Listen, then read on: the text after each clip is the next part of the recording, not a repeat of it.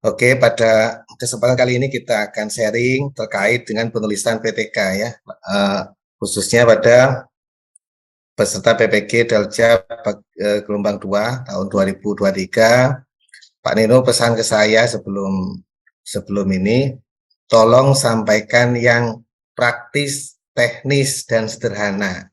Jangan teoritis ya dan kompleks ya. Artinya Pak Nino itu sangat memahami kondisi para guru. Oh, para guru itu enggak butuh teori-teori yang panjang lebar, enggak usah.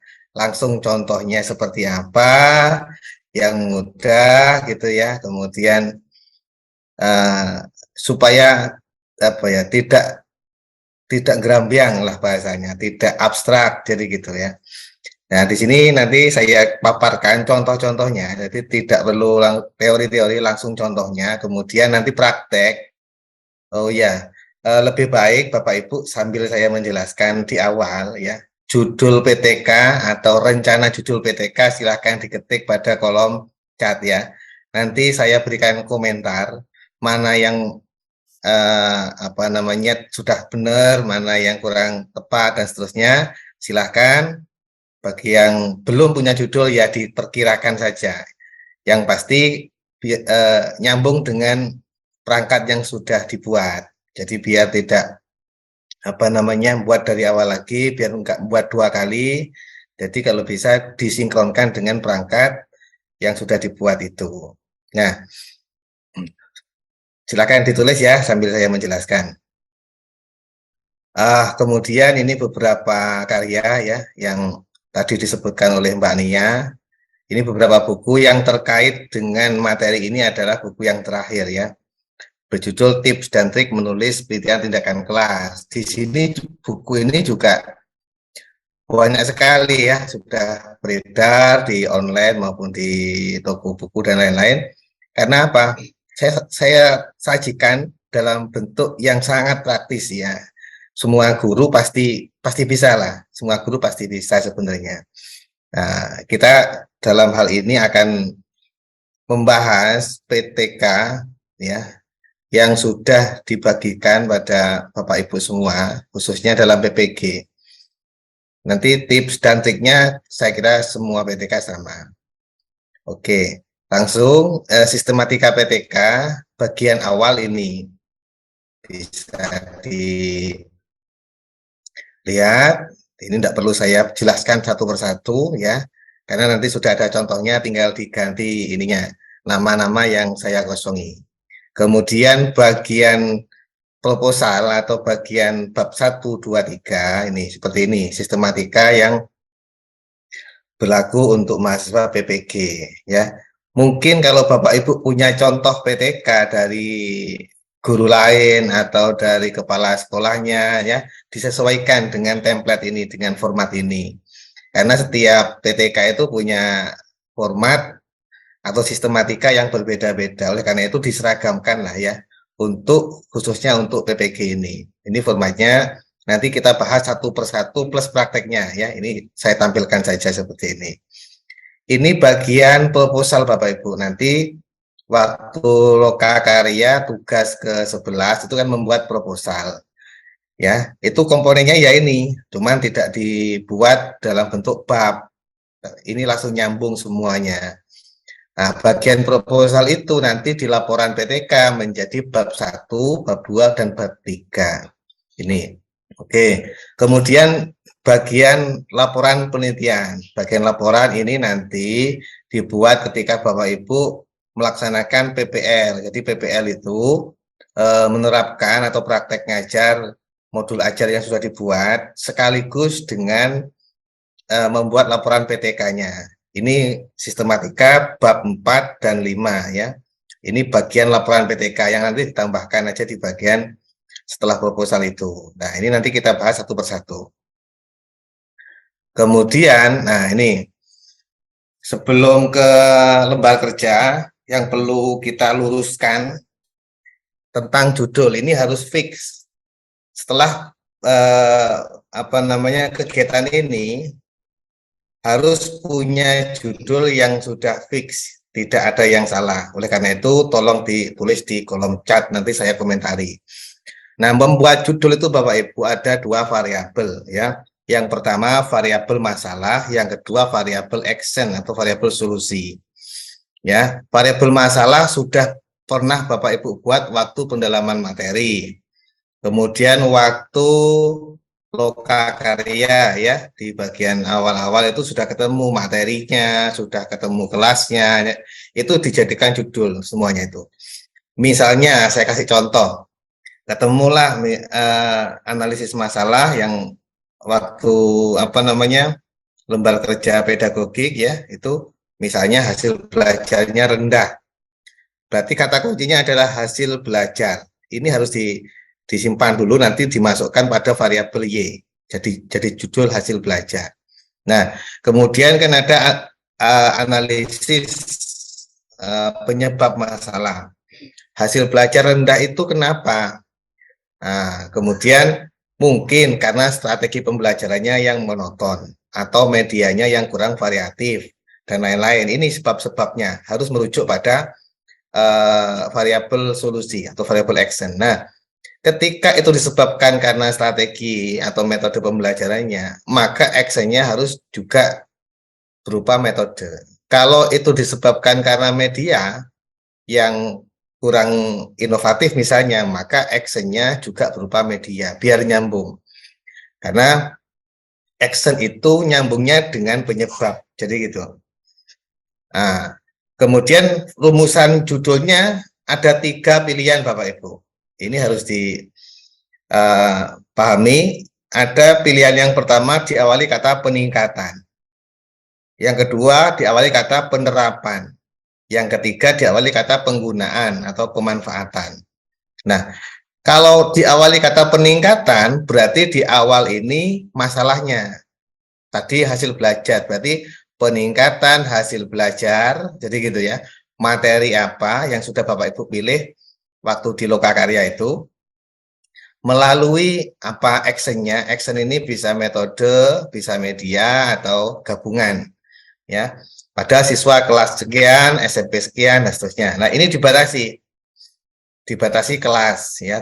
Kalau ada kelas A, 1A, 1B, 1C, ambil satu kelas saja. Oke. Ini kalau masalahnya di depan. Nah, kalau masalahnya di belakang, berarti actionnya di depan, diawali kata penerapan. Itu kalau berupa metode atau strategi. Jadi gini, penerapan metode X atau metode apa gitu ya, untuk meningkatkan hasil belajar. Jadi gitu, kalau masalahnya di belakang. Nah, kalau actionnya berupa media, ya kalau media kan bukan penerapan, tapi penggunaan media. Misalnya PowerPoint interaktif, misalnya begitu ya. Penggunaan media PowerPoint interaktif untuk meningkatkan hasil belajar dan seterusnya. Nah, komponen ini harus muncul Bapak Ibu ya. Jadi komponen itu minimal ada 6 ya. Ada 6. Pertama, masalahnya muncul. Kemudian materinya, materi dan mata pelajarannya digabung di sini. Materi sholat berjamaah, mapel, PAI, dan budi pekerti. Misalnya begitu. Ini 2. Kemudian actionnya 3 harus muncul. Kemudian subjeknya ya, siswa kelas berapa. Kemudian tempat, komponen tempat atau nama sekolah. Kemudian komponen waktu, semester berapa, tahun pelajaran berapa. Nah, ini jangan sampai salah. Kemarin saya lihat ada beberapa yang masih tahun 2022, 2023. Nah, ini sekarang kan 2023, 2024 disesuaikan dengan realita yang benar-benar terjadi sekarang. Itu. Oke. Kemudian nanti saya cek. Nah, ini nanti lampiran-lampirannya. Oke. Sekarang langsung ke lembar kerja. Nah, ini sudah dikirim ke grup judul-judulnya. Oke, ini saya lihat milik mulai atas ya. Milik Pak Muldofar. Ada Pak Muldofar? Peningkatan pemahaman peserta didik dalam pembelajaran fikih melalui metode demonstrasi garis miring praktikum. Nah, ini berarti komponen yang kurang apa, Pak Mulufar ini? Peningkatan pemahaman peserta didik. Pemahaman peserta didik itu nanti ngukurnya apa? Harus jelas juga. Jadi ngukur pemahaman misalnya begini aja, peningkatan hasil belajar, gitu aja enggak apa-apa. Ngukurnya kan jelas pakai assessment. Dalam pembelajaran fikih, bukan dalam pembelajaran fikih ya. Tadi apa tadi?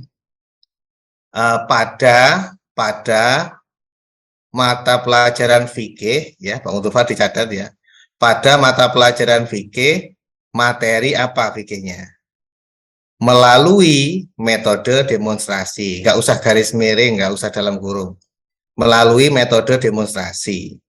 Pada siswa kelas sekian, sekolahnya apa, tahun semester baru tahun pelajaran. Itu Pak Mustafa ya. Kemudian judulnya Pak Andi Ali Yugo,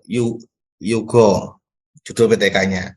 Upaya meningkatkan minat belajar siswa pada materi zakat melalui model PBL. Nah, nggak usah upaya itu nggak usah ya, pasti upaya. Ya, berarti kalau ini minat belajar diawali Pak Andi dicatat ya. Peningkatan minat belajar gitu ya, nggak usah siswa. Peningkatan minat belajar pada materi zakat atau pada mapel apa ini? Fikih, pada mapel fikih materi zakat melalui model problem based learning. Jadi di judul nggak boleh singkatan ya, harus lengkap. Ya, kemudian pada fase C, elemen fikih ya, ini fikihnya ini kalau bisa digabungkan dengan materi ya. Jadi gitu, pada siswa kelas berapa? Jadi subjeknya di belakang sebelum nama sekolah. Siswa kelas berapa? Siswanya fase C ini ganti kelas tidak apa-apa langsung, ya. Tahun 2023 ini dilengkapi semester ganjil tahun pelajaran 2023-2024 gitu ya Pak Andi. Kemudian Ning Desi meningkatkan, ganti peningkatan gitu ya, bukan meningkatkan, kalau itu kata kerja. Peningkatan itu berarti proses atau upaya meningkatkan, jadi gitu, ganti peningkatan hasil belajar PAI pada materi Aku Anak Soleh melalui metode pembelajaran picture comment. Gak usah bagi, pada, nggak ada judul bagi itu, nggak ada, pada siswa kelas 5 di SD Cipanagon tahun pelajaran sekian, semester sekian, tahun sekian gitu ya. Nah, ini nanti tak buat contoh ini. Oke, nah ya. Nah, kemudian Dodi ya. Hampir sama kayak tadi itu ya. Ini banyak sekali. Nggak saya komentari semuanya ya. Ada talking stick ya. Ini Bu Yuli. Jadi gini, harus dipahami juga ya, ada hasil belajar, ini ada hasil belajar, ada minat belajar, ada motivasi belajar ya.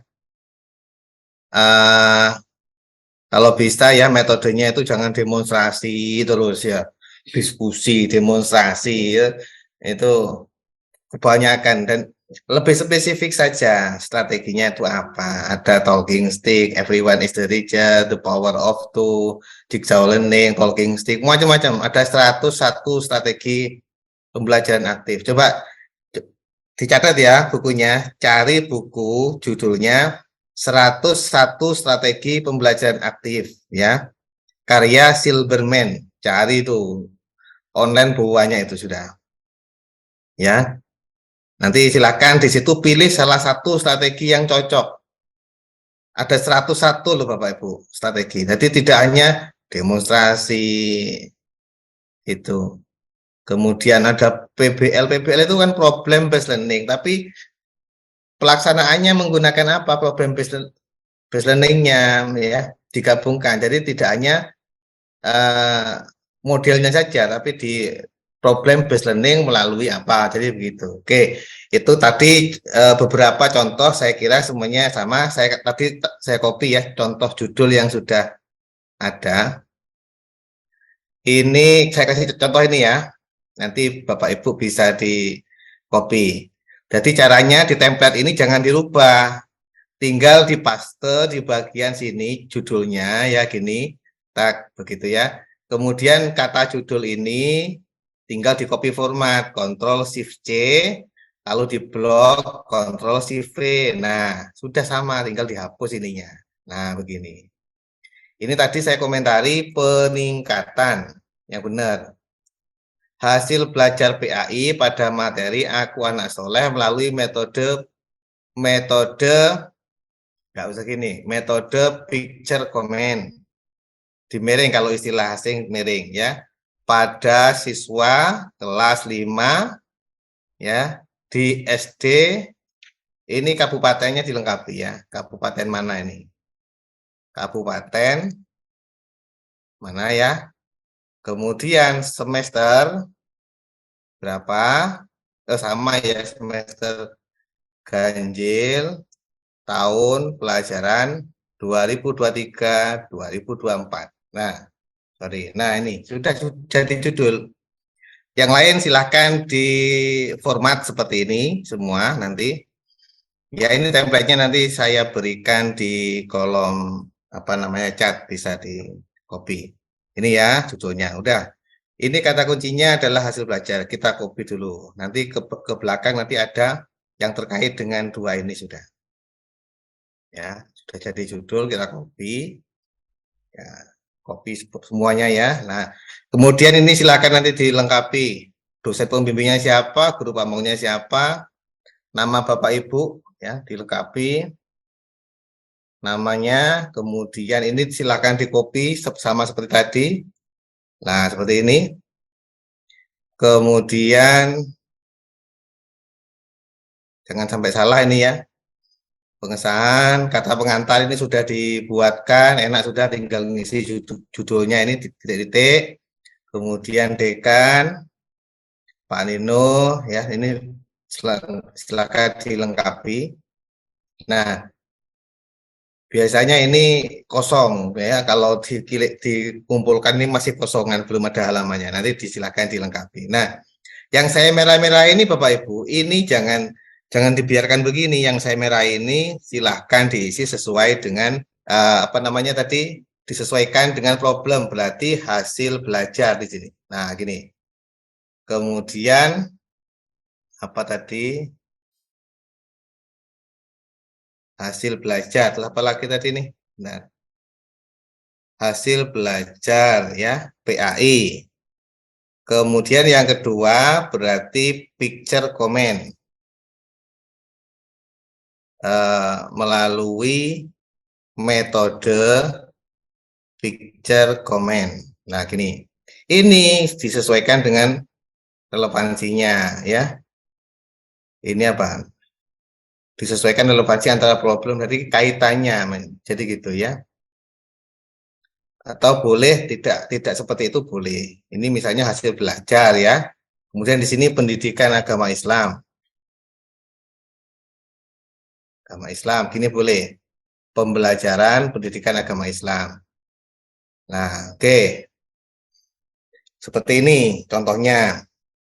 Ini tinggal di tab sudah jadi. Nah, di bagian hasil ini nanti isinya teori-teori tentang hasil belajar, kemudian ini metode picture, comment. Kemudian di sini pembelajaran PAI tapi tidak teoritis. Ini garis besarnya saja. Kemudian pada penelitian ini, peneliti membatasi pada materi tentang apa. Ini disinggung tentang materinya sedikit saja, satu paragraf, dua paragraf. Ini ya, kajian teorinya disesuaikan. Oke, langsung skip ke bagian bab 1, Bapak Ibu. Ini saya buat langsung praktis ya. Nanti yang merah-merah ini silakan dihapus ya, yang merah-merah ini semuanya nanti silakan dihapus. Latar belakang masalah itu isinya yang pertama, paragraf pertama berkaitan dengan pentingnya mata pelajaran. Tadi itu kan pentingnya pelajaran PAI ya di SD. Jadi ini caranya ya kalau misalnya belum punya bahan sama sekali, tinggal di copy, masuk ke Google, tinggal di paste begini aja lah, nggak apa-apa. Nah, pentingnya pelajaran PAI di SD. Cari yang jurnal kalau bisa ya, e-jurnal. Kalau referensinya e-jurnal, jangan blogspot, WordPress itu jangan, tinggal di enter. Nah, cari aja, ini kan kata kuncinya sudah muncul ini. Pendidikan agama Islam di SD ditawarkan melalui membantu dan seterusnya ya. Misalnya salah satu ini kita copy ya. Kita copy, kita download, oke. Kemudian kita buka. Lah paling paling malas membaca ya, tinggal diketik aja pentingnya. Nah, gini. Ya ini kan sudah ada nih. Lah tinggal dicari yang paling sesuai dengan apa namanya? Keinginan kita yang tadi itu ya, misalnya di copy bagian pentingnya pendidikan agama lah ini. Lah ini set ke bawah sudah. Copy begini. Nah, copy salin, pindahkan di sini, di enter, taruh di sini, paste. Nah, tinggal ditata Bapak Ibu. Ya, tinggal ditata. Nah, ini kan masih berantakan. Natanya begini, diklik di sini biar nggak berubah ya, biar nggak berantakan, diklik di yang benar ini, klik ini, format ini yang ada mana, apa namanya, simbol cat ini, apa namanya, kuas ini. Nah, tinggal dikuas begini, tinggal dikuas begini, sudah. Nah, berarti bagian ini sama dengan format yang di sini. Kalau sudah diisi begini ya, dan referensinya ditulis, baru ini dihapus sudah. Nah, sudah jadi paragraf pertama, referensinya ditulis berupa footnote ya Bapak Ibu. Nah, berupa footnote referensi, nah, referensi, kemudian insert footnote-nya. Nah, sorry, insert footnote di sini ditulis footnote-nya. Nanti saya kirim pedoman penulisan footnote yang benar. Footnote-nya mana? Ini footnote-nya Bapak Ibu. Nah, footnote itu harus PDF yang dirujuk ini. Lah ini footnote-nya. Umi Musa ada ya, judulnya ini, jurnalnya ini tinggal di copy semuanya. Nah, nanti template-nya apa, susunannya saya kirim pedomannya biar dipelajari secara mandiri. Ini footnote-nya. Jadi gitu, tiap paragraf kalau bisa ada footnote-nya. Udah, itu paragraf pertama. Tadi membuatnya begitu, per paragraf. Setelah tentang pentingnya mata pelajaran PAI, paragraf kedua isinya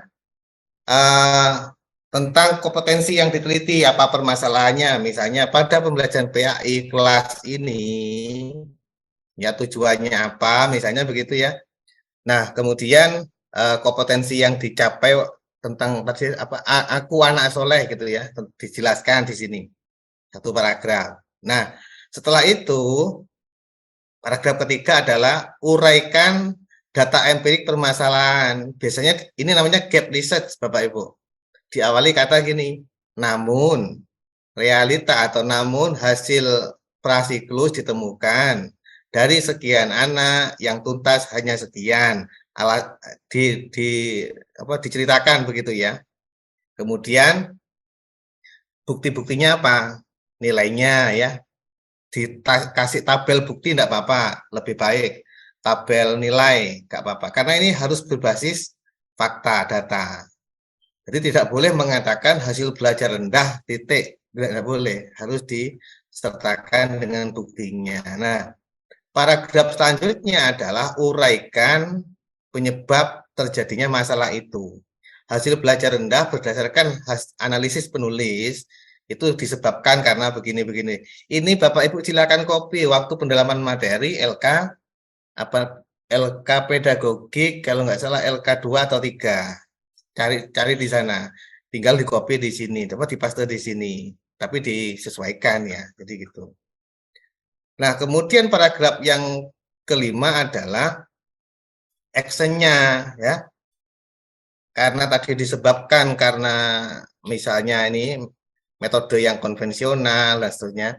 Oleh karena itu, penelitian ini ya, apa namanya, penelitian ini penting untuk dilakukan menggunakan action atau tindakan berupa strategi apa tadi itu picture comment ya. Jadi begitu. Di sini dinarasikan kenapa menggunakan picture comment itu, tapi singkat saja. Satu paragraf cukup. Jadi itu ya. Yang merah-merah ini adalah catatan terkait dengan membuat latar belakang ya. Jangan bertele-tele ini. Kalau di uraian ini kan minimal 5 paragraf cukup, minimal. Berarti sekitar 2 halaman. Ini 2 halaman. Jangan cuma 1 halaman. Bagian latar belakang. Nah, bagian identifikasi masalah sekarang.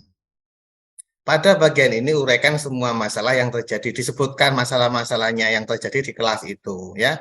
Nah, lalu jelaskan akar masalahnya, akar utamanya. Dari semua masalah itu, akar masalahnya itu adalah rendahnya hasil belajar. Misalnya begitu. Mengapa itu menjadi masalah utama dijelaskan? Karena begini gitu ya dijelaskan.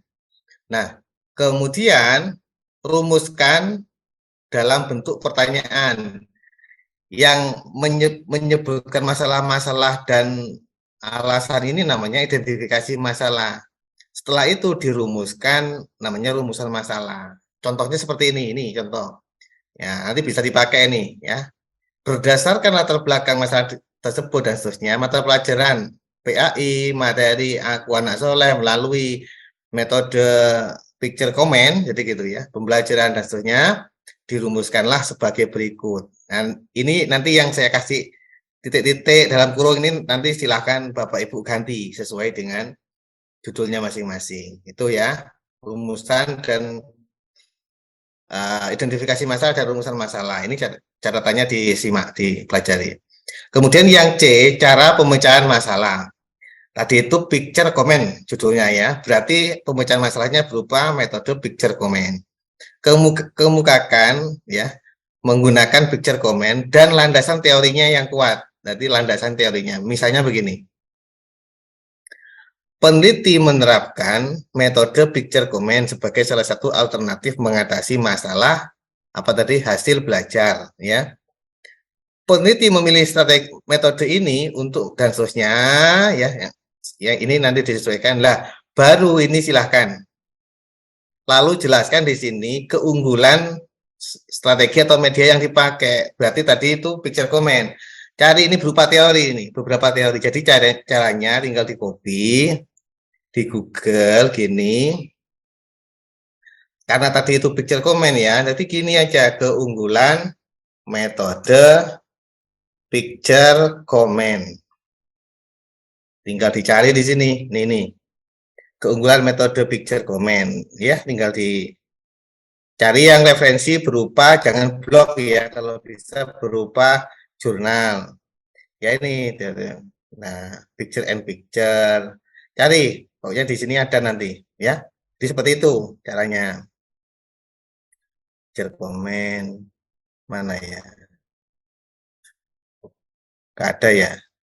Nah, nanti gitu, nanti tinggal di copy, ditaruh di bagian ini. Jadi gitu. Picture comment memiliki beberapa keunggulan.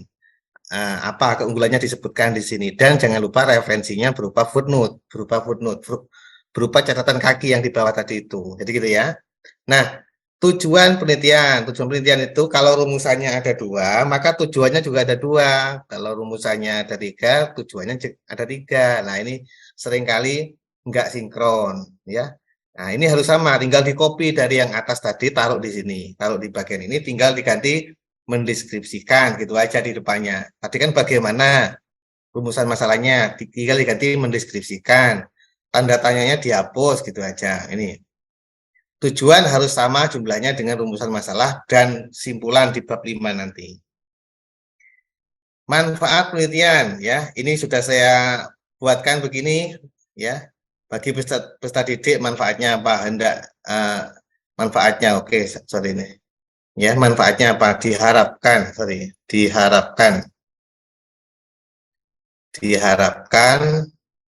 manfaat itu pakai kata diharapkan. Sorry, ini keliru. Diharapkan. Oke. Jadi tinggal disesuaikan ya Bapak Ibu nanti ini. Kemudian bagian definisi istilah atau definisi operasional. Nah ini Bapak Ibu, yang sering kali salah adalah definisi kata. Judulnya tadi, peningkatan hasil belajar PAI, materi aku anak soleh melalui metode, apa tadi? Melalui metode picture comment. Berarti kalau diawali hasil belajar, berarti di sini hasil belajar PAI. Baru yang kedua adalah metode picture comment. Jadi gitu, bukan kata per kata, bukan peningkatan. Di sini dijebak peningkatan adalah enggak usah, ya.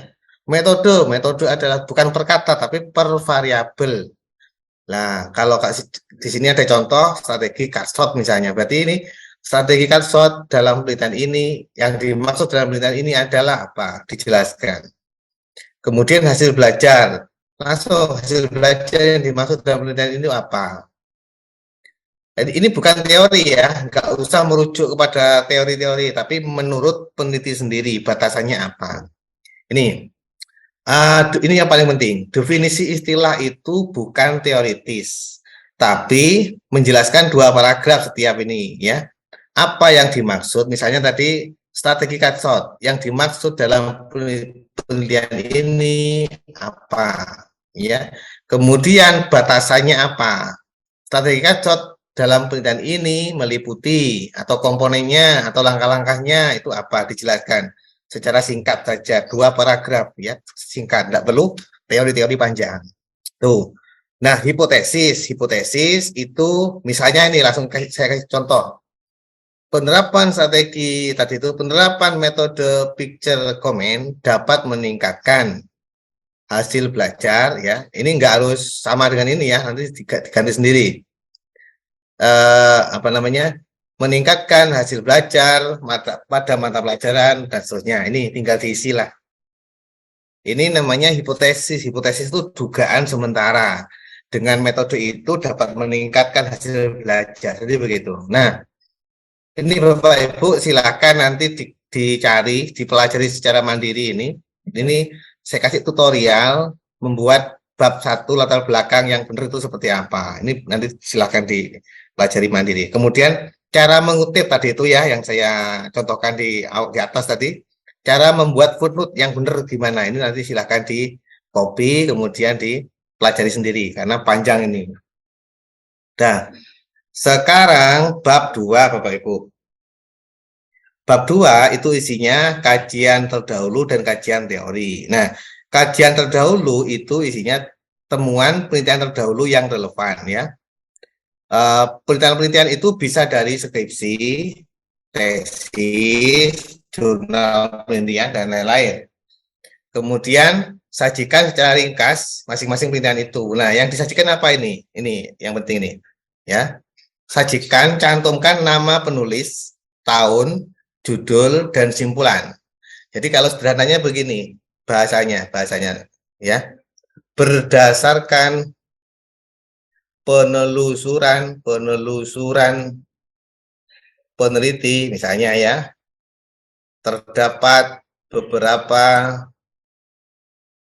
penelitian terdahulu yang terkait dengan judul ini. Jadi gitu misalnya ya.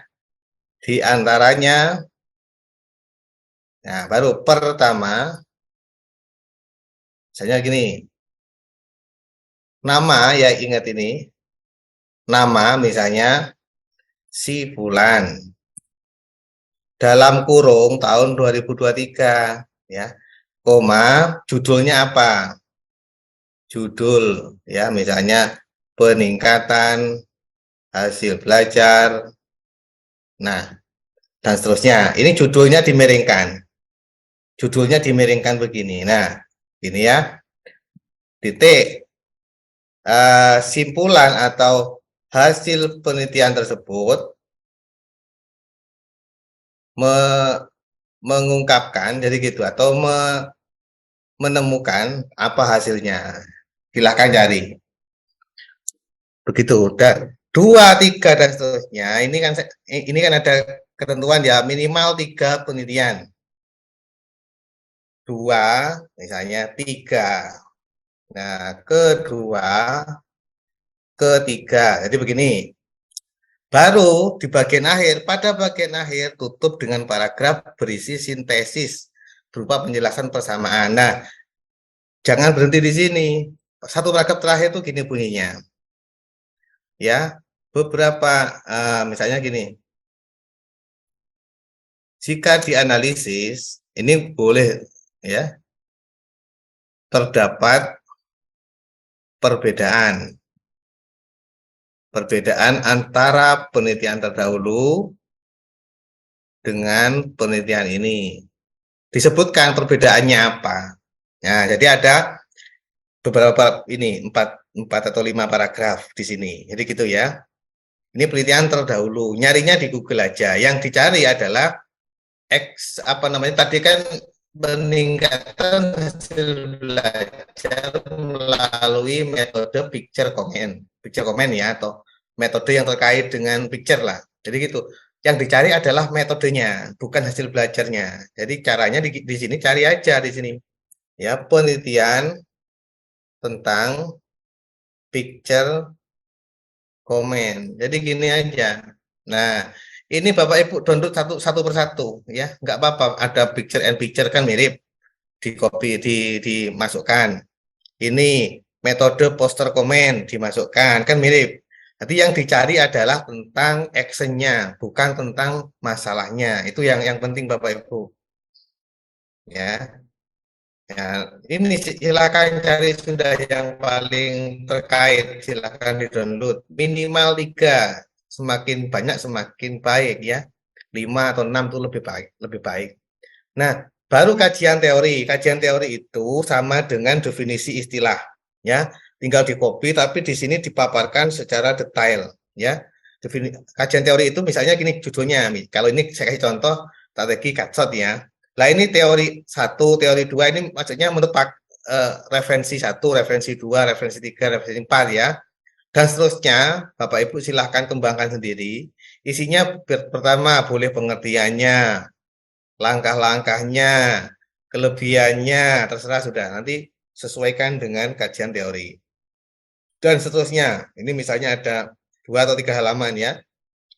Nah, di paling bawah jangan berhenti di kutipan, tapi di sini dikasih tambahan ini. Dengan demikian, dari beberapa teori tersebut dapat penulis simpulkan bahwa apa? Ini menurut kita sendiri.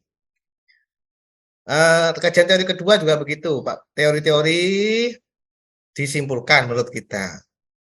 Hasil teori apa namanya kajian teori ketiga, teori-teori simpulkan, begitu dan seterusnya.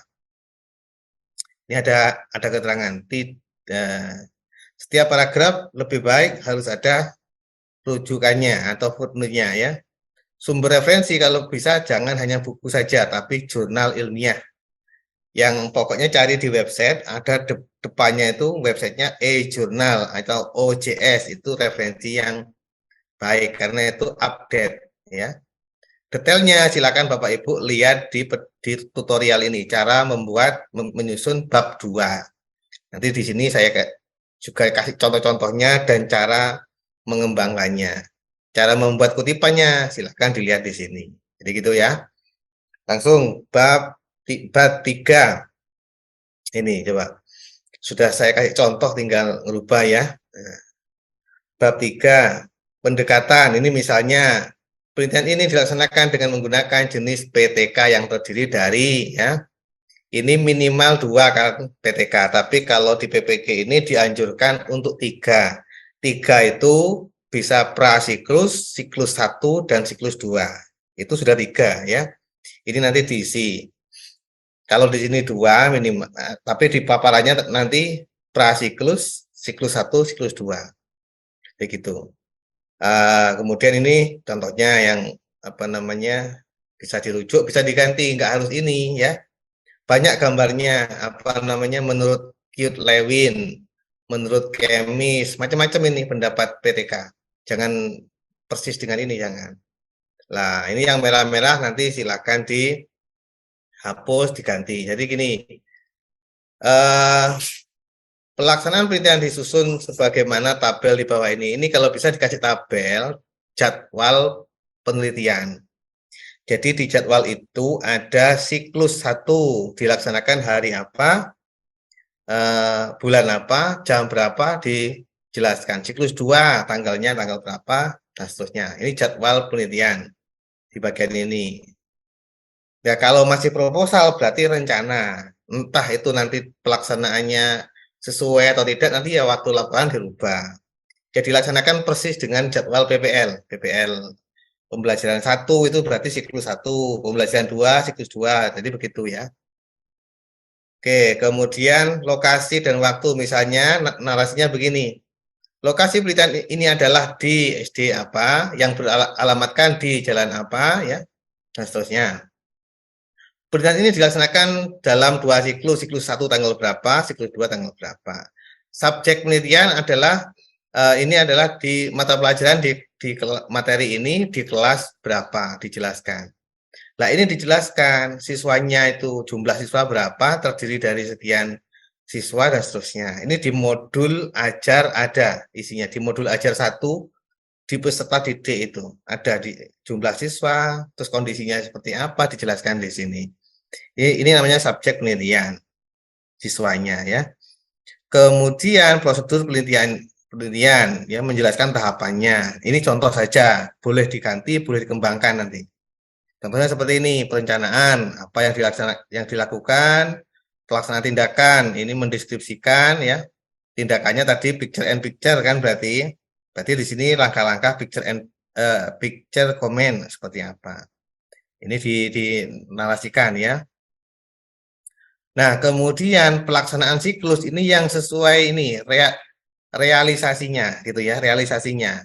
Siklus 1 perencanaan. Pada tahap perencanaan ini langkah-langkah yang peneliti lakukan adalah apa? Yang direncanakan itu kan pertama mengembangkan modul ajarnya, yang kedua menyiapkan medianya, yang ketiga misalnya medianya dijelaskan tapi instrumen observasinya dijelaskan, instrumen observasinya itu seperti apa.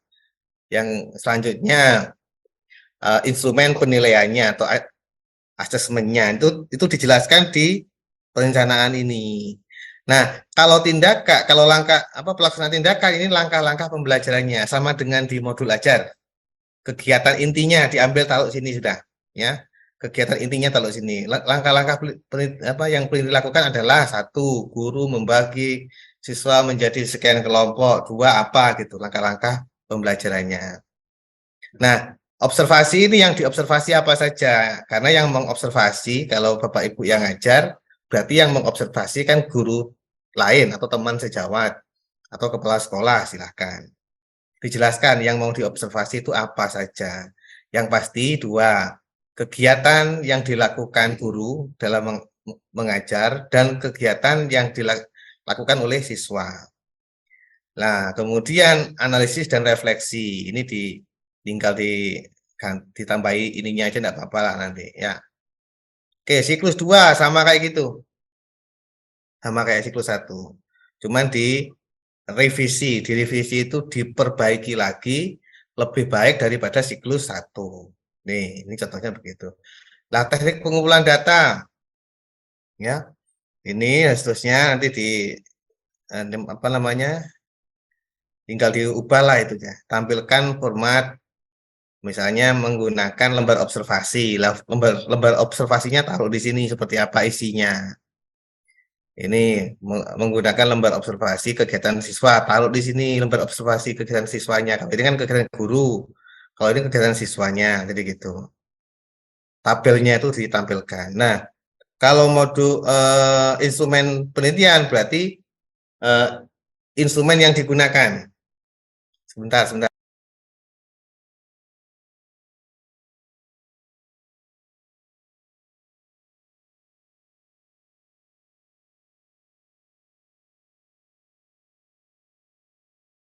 Sebentar, baterainya habis. Sebentar. Iku udah macam lah.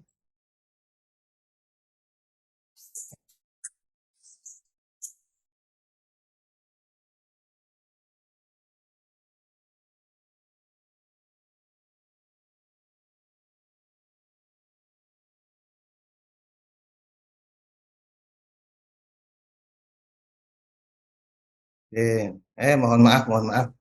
Baterainya habis. Bentar, bentar, bentar. Oke, ini ya, nanti lanjut.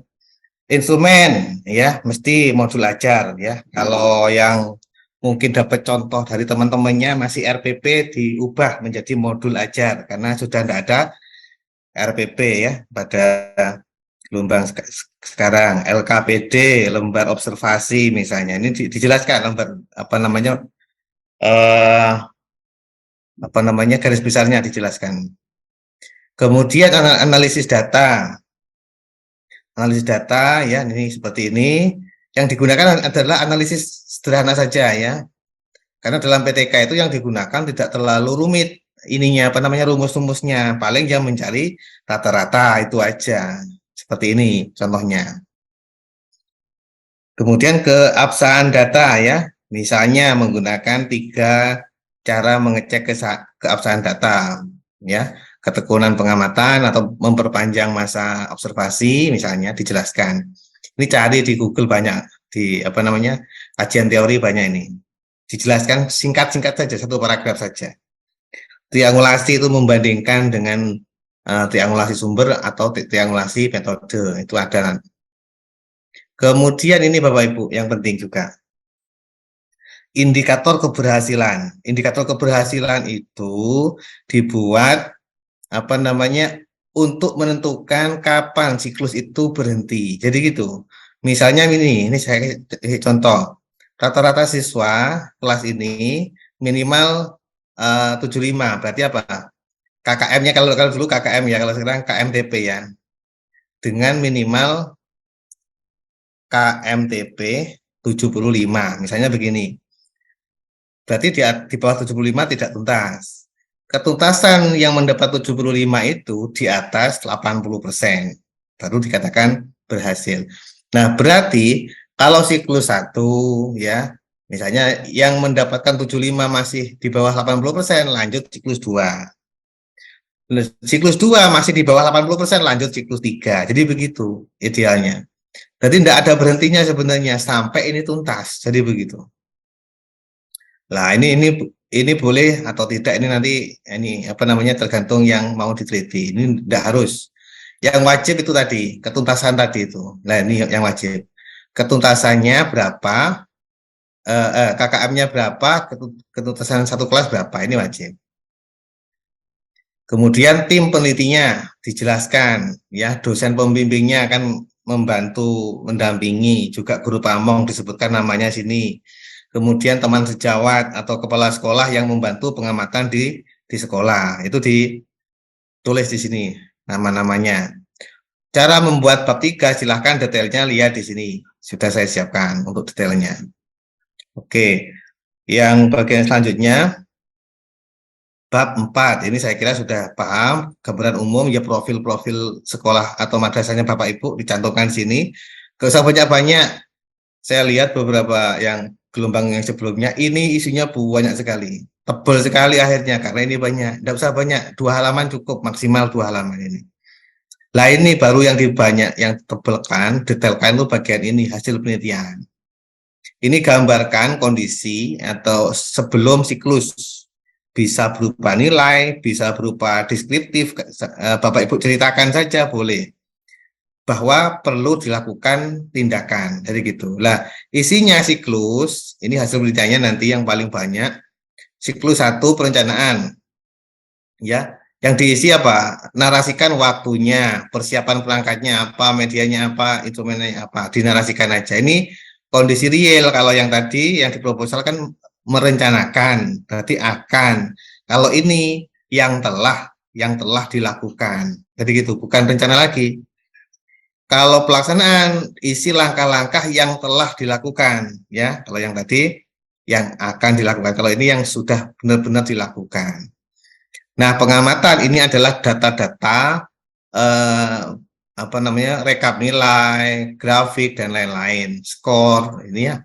Ini saya kasih alternatif pilihan. Nanti Bapak Ibu boleh pilih, boleh digabung. Kalau siswanya banyak ya, jumlah siswanya banyak, nggak usah dimasukkan semua. Kalau di tabel siswanya banyak kan bisa 2 halaman tuh tabelnya. Lebih baik direkap begini boleh. Nanti nama-namanya dilampirkan ya, kalau siswanya banyak seperti ini. Kalau siswanya sedikit ya, seperti ini, masukkan aja nama-namanya. Misalnya 10 siswa, cuma satu kelas, masukkan aja dengan nama-namanya begini. Enggak apa-apa. Nah, terus di bawah itu dikasih apa namanya? Prosentase ketuntasannya. Ini kan ini siswanya ya, ini siswanya ada 23 berarti ini, 23. Yang tuntas itu hanya 10, berarti ngitungnya 10 bagi 23 kali 100, berarti yang tuntas 43%. Jadi begitu. Ini siswanya ada 29, yang tuntas 14, berarti 14 bagi 29 kali 100. Jadi begitu cara menghitung ketuntasan belajar, ketuntasan di kelas. Nah, boleh juga dalam bentuk grafik, grafik saja boleh, tabel saja boleh, dua-duanya lebih baik. Grafik begini, boleh, silahkan. Nah, yang terakhir ini yang paling sering salah Bapak Ibu. Untuk menilai selain kognitif, selain tes, apa namanya, selain ujian. Misalnya praktek, atau observasi, atau yang pokoknya yang bukan ujian. Jadi cara menghitungnya begini, ini penting. Ini yang paling banyak salahnya. Misalnya mau mengukur apa ini ya, ini misalnya kemampuan sholat, misalnya ya, sholat duha misalnya, kelas ini. Nah, yang dinilai apa? Praktek itu. Misalnya aspek yang dinilai, ini boleh Bapak Ibu rubah nih, ya. Dan boleh Bapak Ibu tambahi. Tajwidnya, hafalannya, gerakannya, adabnya, misalnya 4 aspek yang dinilai. Nah, skor 1 jika kurang berarti ya, skor 1 itu sangat kurang. Apa? Kekurangannya apa? Skor 2 jika apa? Pokoknya sampai skor 4, misalnya dikasih skala 4. Skor 4 itu nilai maksimal. Coba dipahami. Skornya ada 4, aspeknya ada 4. Jika dikali 4 kali 4, berapa? 16. Berarti skor maksimalnya 16. Jadi ini misalnya Adi. Adi mendapatkan 3, 2, 3, 2. Misalnya begini nanti skornya. Berarti ini skornya dapat 10. Nah, 10 kan? Nah, masuk skor akhir bukan 10, tapi 10 dibagi 4 ya, 10 dibagi 14 dikali 100. Jadi ngitungnya nanti dihitung sendirilah. Dikali 100 ini nanti jadi skor akhir. Nah, nanti hasilnya mesti global. Ini artinya nilai utuh ya, nilai seperti ulangan harian berarti nanti dapatnya. 10 ini skor perolehan ini, 14 ini dari mana? 4 aspek dikali total skor berarti 14. 4 kali kok 14 ya? 4 kali 4 kok 16 ya. Nah, 16 sorry. Nah, jadi begini. 4 kali 4, 16. Kali 100 nanti jadinya bulat seperti nilai ini ya, seperti nilai seperti ini nanti jadinya. Nah, sama berarti. Dan seterusnya begitu. Nah, kemudian bagian refleksi ini adalah mendeskripsikan kelebihan, kekurangan, dan alasan nanti mengapa direvisi siklus 1 ini. Kelebihan ini kelebihan dari aspek gurunya. Guru dalam memberikan tindakan kelebihannya apa. Siswa juga begitu, kelebihannya apa pada aspek siswanya, proses pembelajarannya itu. Nah, kekurangannya apa? Ini dijelaskan. Kekurangannya itu mulai penggunaan medianya, metodenya, siswanya rame, dan lain-lain. Ini disebutkan semua, waktu siklus 1. Nah, baru oleh karena itu, siklus 1 ini perlu dilakukan revisi atau perbaikan. Apa saja yang diperbaiki? Dasarnya adalah kekurangannya ini. Kalau kekurangannya medianya terlalu kecil, maka revisinya nanti medianya harus besar. Kalau misalnya ramai, kekurangannya siswa ramai karena terlalu banyak, maka dibentuk kelompok-kelompok kecil atau dibagi menjadi 2 misalnya. Seperti itu, sesuai dengan kekurangannya. Nah, barulah siklus 2 ini berdasarkan revisi tadi. Paparannya sama, apa namanya, tampilannya sama kayak yang tadi, cuman isinya berdasarkan apa namanya perbaikan-perbaikan, lebih dikasih variasi. Begitu. pembahasan isinya adalah dikaitkan dengan teori teman-teman siklus 1 dinarasikan hal tersebut sesuai dengan teorinya siapa, begitu ya. Nah, lebih detailnya silakan lihat ini lebih detailnya terkait dengan bab 4. Oke, kemudian bab yang terakhir adalah penutup simpulan ya. Ini misalnya tadi itu ada 2 ya, ada 2. Berarti simpulannya ada 2 ya. Kalau ini coba saya ganti dulu biar sama. Jadi karena tadi itu ada 2, nanti gini. Sorry.